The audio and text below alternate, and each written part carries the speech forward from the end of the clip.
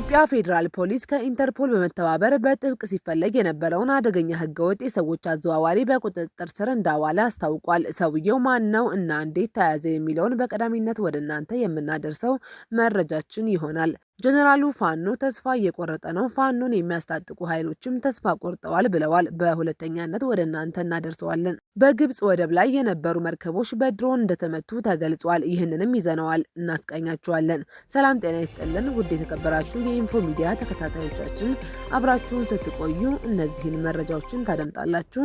በየሰዓቱ ፈጣንና ታማኝ መረጃዎች እንዲደርሷችሁ ቻናላችንን ሰብስክራይብ በማድረግ ቤተሰብ እንድትሆኑ በአክብሮት እንጠይቃለን። አሁን ወደ ዝርዝር መረጃዎቻችን እንለፍ። የኢትዮጵያ ፌዴራል ፖሊስ ከኢንተርፖል በመተባበር በጥብቅ ሲፈለግ የነበረውን አደገኛ ህገወጥ የሰዎች አዘዋዋሪ በቁጥጥር ስር እንዳዋለ አስታውቋል። የኢትዮጵያ ፌዴራል ፖሊስ ከኢንተርፖልና ከማላዊ ፖሊስ ጋር በመተባበር በበርካታ ኢትዮጵያውያን ወጣቶች ላይ ከባድ ኢሰብአዊ ድርጊት ሲፈጽም የቆየውን አደገኛ ህገወጥ የሰዎች አዘዋዋሪ አድነው ባሻው ውዳሞን በማላዊ ሀገር በቁጥጥር ስር እንዲውል በማድረግ በህግ ተጠያቂ እንዲሆን ወደ ኢትዮጵያ እንዳመጣው አስታውቋል። አድነው ባሻው ውዳሞ በቁጥጥር ስር ሊውል የቻለው ከግብረ አበሮቹ ጋር በመሆን ከማዕከላዊ ኢትዮጵያ ክልል በተለይም ከሀዲያና ከምባታ ዞኖች በርካታ ወጣቶችን ህይወት እንደሚያሻሽል በመሐላና በአጉል ተስፋ በማታለል በህገወጥ መንገድ ወደ ደቡብ አፍሪካ ሲያዘዋውር መቆየቱን ፖሊስ በሰውና በሰነድ ማስረጃ በማግኘቱ እንደሆነም የኢትዮጵያ ፌዴራል ፖሊስ መግለጫ ያሳያል። ተጠርጣሪው ከእያንዳንዱ ተጓዥ ከ600 ሺህ እስከ 800 ሺህ ብር የሚጠይቅ ሲሆን በቅድመ ክፍያ ኢትዮጵያ ውስጥ 100 ሺህ ብር እና ከዚያ በላይ ሲቀበል መቆየቱንም ፌዴራል ፖሊስ አስታውቋል።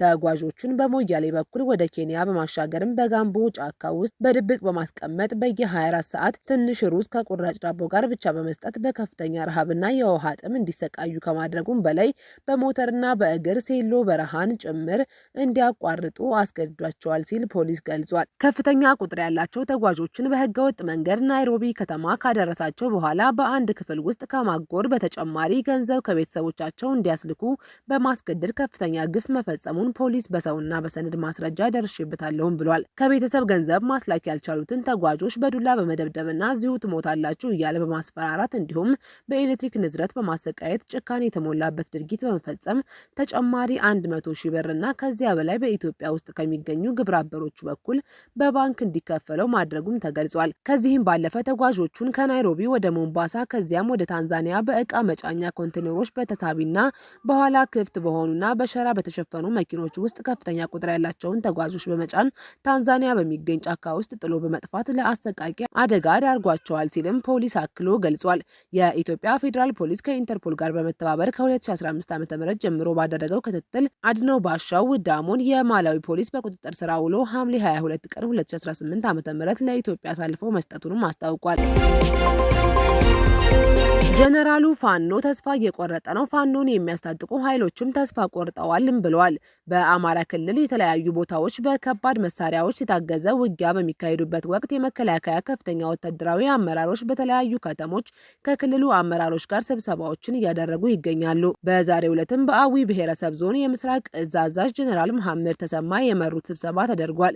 ጀነራሉ በስብሰባው ላይ ፋኖን ጠላት እና ጽንፈኛ ሲሉ የጠሩት ሲሆን የፋኖ ኃይሎች አሁን ላይ ቆመው መዋጋት የሚችሉበት ቁመና ላይ አይደሉም ብለዋል። አሁን ግዳጅ እየፈጸምን ያለነው የኢትዮጵያን መፍረስ ከሚሹ ኃይሎችና ባንዳዎች ጋር ነው ያሉት ጀነራሉ እየተደመሰሰ ነው ያለው ጽንፈኛ ቡድን ታሪካዊ የሀገር ጠላቶችን ለማንገስ የሚውተረተር ነው በማለትም ተናግረዋል። ጀነራሉ አክለውም የጥፋት መልእክተኛውን ሴራ ማክሸፍ ማለት የኢትዮጵያን ሰላምና ልማት ማረጋገጥ ነው ሲሉም ተናግረዋል። ታሪካዊ ጠላቶች ሲሉ የጠሯቸው አካላት ፋኖን በማስታጠቅና በማደራጀት ስልጣን በእጃቸው ለማስገባት ሞክረዋል ሲሉ የከሰሱት ጀነራል መሐመድ ተሰማ ነገር ግን ይህ እቅዳቸው እንደ ጉም ተኗል ብለዋል። ጠላቶች እየተመቱ አስታጣቂዎቹም ተስፋ እየቆረጡ ነው ያሉት ጀነራሉ ሰራዊቱ በፋኖ ላይ ባሳረፈው ጠንካራ ምት አሁን ላይ በዞኑ በሰፈነው ተነጻጻሪ ሰላም በአዊ ብሔረሰብ አስተዳደር የልማት ስራዎች ተጀምረዋል በማለት አክለዋል። ጠላት ተመትቶ በአንድ ቦታ መዋል ማደር የማይችልበት ደረጃ በመድረሱ ተስፋ እየቆረጠ ነው በማለትም ተናግረዋል። በግብጽ ወደብ ላይ የነበሩ መርከቦች በድሮን እንደተመቱ ተገለጸ። ሜዲትራኒያን ባህር ጠረፍ ጠረፍ በሚገኘው ዳሚታ በተባለው የግብጽ ወደብ የቆሙ መርከቦች ትናንት በሰው አልባ አውሮፕላን ድሮን መመታታቸውን የሀገሪቱ ካቢኔ አስታወቀ። ሁለቱ የጋዝ ማጠራቀሚያ መርከቦች ትናንት በእሳት መቃጠላቸውን የግብጽ ባለስልጣናት አስታውቀው ነበር። ተንሳፋፊ የጋዝ ማጠራቀሚያ የሚባሉት ሁለቱ መርከቦች የዩናይትድ ስቴትስ መሆናቸውም ታውቋል። የግብጽ ካቢኔ ዛሬ እንዳስታወቀው የቃጠሎ መንስኤ ከሁለቱ መርከቦች አንዱ በሰው አልባ አውሮፕላን በመመታቱ እንደሆነም የመጀመሪያ ባለው ምርመራ አረጋግጧል።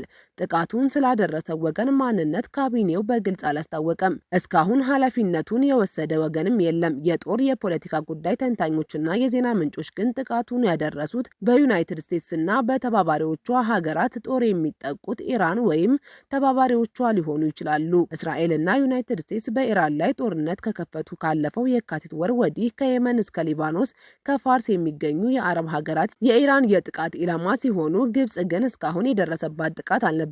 የአሁኑ ጥቃት ግን ብዙዎች ከጦርነቱ በፊት በተደጋጋሚ እንዳስጠነቀቁት ጦርነቱ አድማሱን የማስፋቱ ምልክት ተደርጓል። ጥቃቱ የግብጹን ስዊዝ ካናል እንደ ሆርሙዝና እንደ ባብኤል መንደብ ወሽመጦች ሊያዘጋው ይችላል የሚል ስጋትም አሳድሯል።